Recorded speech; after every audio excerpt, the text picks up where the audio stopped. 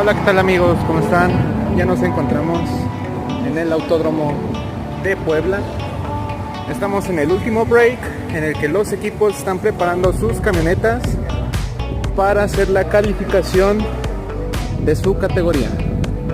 Aquí estamos viendo, están afinando los últimos detalles y veamos cómo califican y quién queda en la pole position de la carrera del día de mañana.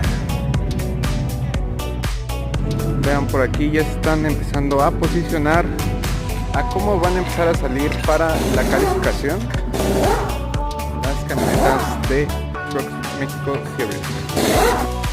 Y ustedes díganme a qué piloto van a apoyar en la carrera de Trucks el día de mañana. Déjenme en los comentarios su piloto favorito para la carrera de Puebla.